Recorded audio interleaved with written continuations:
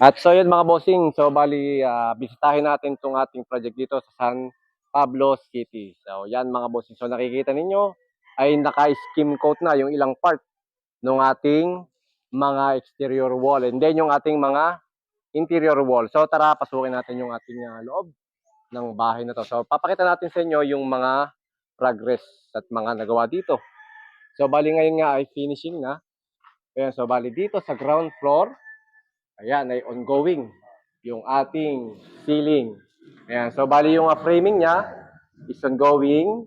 And then yung electrical. So bali ako na nga pala mga boss ang nag-electrical. Every project ng Julie Ems, mga bossing, ay ako na lang yung nag-electrical. And then minsan yung foreman ko, yung si Erwin. Ayan mga bossing. So bali ang ginagamit natin dito ay PVC panel. Okay, yan mga bossing. So bali meron tayong mga cove ceiling design. And then abangan nyo yung susunod na tutorial video natin, yung i-continue natin dun sa ginawa nating video nung nakaraan na tutorial. So magkukontinuous tayo. Medyo busy lang ako mga bossing ngayon. Dahil nga, ayan, nag-electrical ako dito and then nag-ano ng ceiling. Ayan, so bali dito sa ilalim, yan, ang gagawin pa natin yung ating mga sanitary pipe. Tatapusin natin yun. Bago natin lagyan ng framing, yung part ng kitchen na yon. So, para pag naglagay tayo ng framing, ay alam na natin kung saan papadaanin yung mga hanger. Kasi mamaya, baka mauna yung framing natin, tapos mahuhuli yung ating linya ng tubo, mahirap. Baka mamaya, tumama-tama na doon sa ating mga framing, mga hanger. So, another hassle na naman. So, kaya ipapahuli na lang natin yon.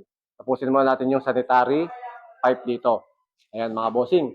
And then dito, yung materials na ginamit natin sa ating kisame is tatlong klase, no, yung board natin.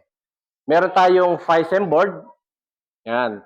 Yung FISM board, ginagamit namin yung for siding nung mga cove ceiling namin, yung mga panloob na siding. Kasi ang FISM board, mga bossing, ay mas matigas.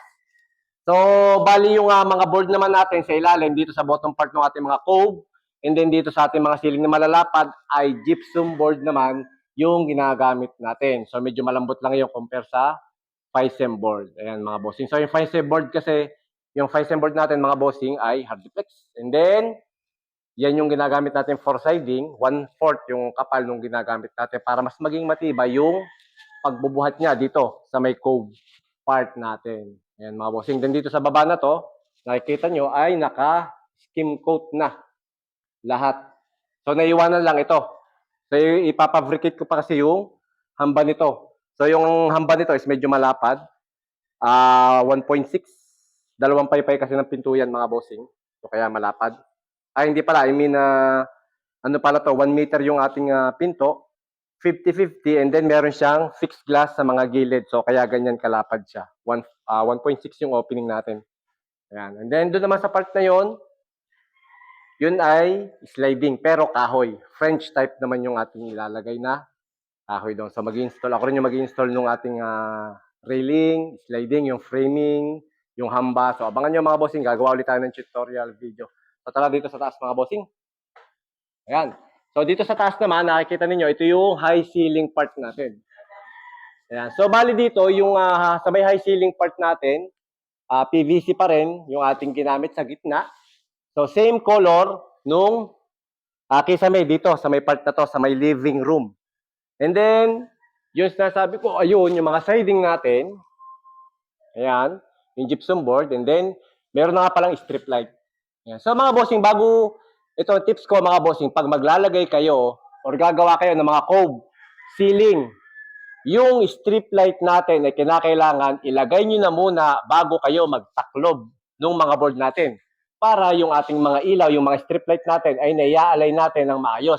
Kinakailangan kasi yung ilaw niyan, yung sinag ng ilaw ay one, direction. Kung pataas, puro pataas lang. Kasi pag hindi natin ginawa yung ganung proseso, ang ilaw niya mangyayari sabog-sabog. Kumbaga, mayroong makapal na ilaw, may maliwanag dito, sa part na to, may malabo. So, kaya yung tips sa inyo mga bossing, bago tayo magtaklob ng mga board natin, ikabit nyo na muna yung mga strip light. So, ang ginagawa ko mga bossing, strip light niyan ay nakataas ang ilaw. Yung pinakasinag niya, yung kanyang LED light ay nakataas. Dun siya nakatutok. Ayan mga bossing. Then gypsum board natin, ginamit natin is screw. Make sure lang na yung mga screw natin ay nakabaon. Okay? So, kinakailangan walang lulutang na ulo. So, para hindi naman mahirapan yung ating mga pintor. Ayan, ang gamitin nyo lang dyan, gypsum screw, kasi malambot lang naman ang gypsum board, hindi nyo na kinakailangan gumamit ng mga self-drilled, mga panhead, screw, para lang mapabaon yung ulo. Gypsum screw lang, okay na, kasi babaon na yan ng pusa. Ayan, mga bossing. So, meron din tayong cove ceiling dito. Ayan, and then, after itong cove ceiling na to, dito sa may part na to, gagawa pa ako ng design. Mag-iisip muna ako mga bossing kasi ako na lang ang nagde-design ng interior nito. So may pinapakita yung may-ari ng bahay na to, na mga gusto niyang design, pero ako na lang din yung nag-aayos kung ano pa yung mas magandang gawin nating design. And then dito naman, itong part na to, ito, yan. Dining room naman to, dito sa second floor. Ayan. So, bali yung ceiling niya, yung upper part, nung ceiling natin is PVC pa rin na kulay brown. Okay, mga bossing. So, magkaiba yan. Yung isa, light brown, ito, medyo dark. Ayan. And then, meron din tayo ditong cove ceiling. Pero yung cove ceiling natin dito, mga bossing, ay two sides lang. Itong part na to, and then yung katapat niya. So, yung makikita ninyo, yung sa may harap niya, ay sarado. So, yan. And then dito sa kabila, sarado din. So, bali magiging ilaw lang is dito sa magkabila. Okay? And then magkakaroon din tayo ng mga ilaw dito sa ilalim, mga pin light. So, yan. And then, dito naman sa ating room. Room ng, ng room ng bata or room number 2 natin. Ayan. Meron din tayong cove ceiling design dito. And then, naka-PVC na rin yung ating kisame. Ayan, mga bossing. And then, strip light na lang yung kulang kaya hindi pa siya na fully covered. So, kinakailangan ikabit ko muna yung mga strip light and then bibili pa nga pala ako ng mga strip light nito. Share ko sa inyo kung saan ako bumibili at kung ano yung ginagamit ko. Ayan, so naka-skim coat na rin to and then naliha na. So, ready na to for primer. Ayan, mga bossing. And then, itong CR naman, ayan, sanitary pipe na yung ating water line. Tatapusin ko na lang yan. And then may ceiling na rin yan. Gypsum board na rin yung gamit natin. So ready for finish na yan. Okay? And then pumunta naman tayo dito sa ating master bedroom. Ayan, so sa ating master bedroom, ito siya. Ayan, so meron tayo ditong malaking sliding door na nakaharap dun sa kanilang terrace. Ayan, sa balcony. Ayan. So talagang preskong-presko kapag bukas na bukas itong ating sliding door. Napakalamig pa naman ng panahon dito, especially ngayon. And then ito, makikita niyo mga bossing, ito ay meron na rin tong ceiling na hindi nga lang natapos dahil nga may ilalagay pa rin tayo na strip light dito. So kaya hindi ko pinapasarduhan ng todo. Gypsum board na rin yung ginamit natin dyan. And then yung kisame nito sa kwarto, kita nyo, meron na rin siyang PVC. And then may cove ceiling din siya. Okay, so may cove design. Ayan, mga bossing. So bali, board up na lang tayo sa ilalim. And then yung may part tayo, yung may butas, iniwan ko yun. Yung kita nyo sa may wall, dahil dun idadaan yung pinaka pipe nung aircon. Kasi dito ilalagay yung ayan, yung aircon sa may part na yan. So dito ang ano ng hangin. And then yung condenser niya, nandun sa taas ng slab natin. Ayan, so yung kwarto natin, yan, naka-skim coat na rin. And then, nalihan na yan, mga bossing. Ready for primer na rin itong ating master bedroom. And then, sa master CR naman, ayan, tatapusin ko na lang din yung ating mga piping.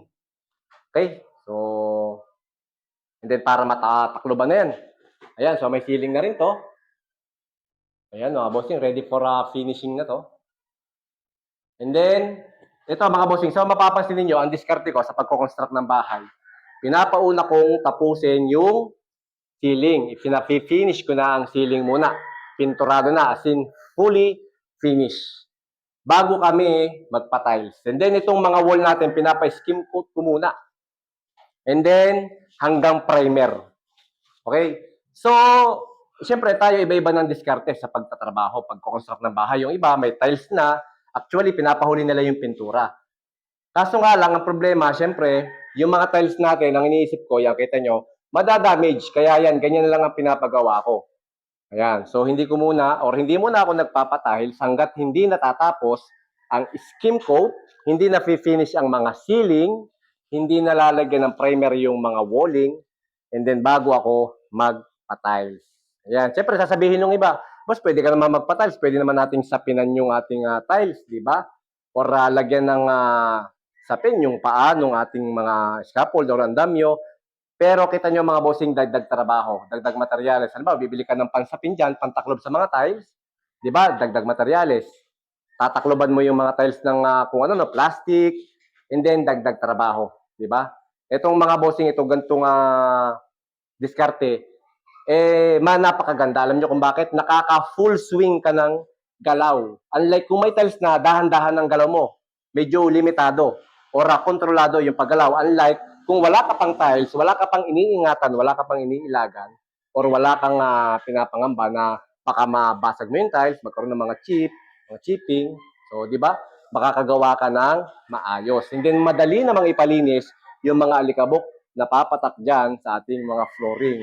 Ayan. So, nasa diskarte na lang mga boss ng ating mga ibang contractor, mga foreman. So, ba't ako? Ayan, kita nyo yung diskarte ko, mga bossing sa pagkukonstruct ng bahay.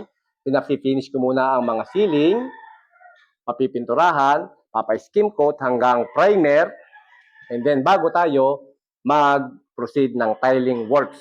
So, okay, para maiwasan natin yung back job or yung mga damage and then mga pwedeng mangyari dun sa ating tiles.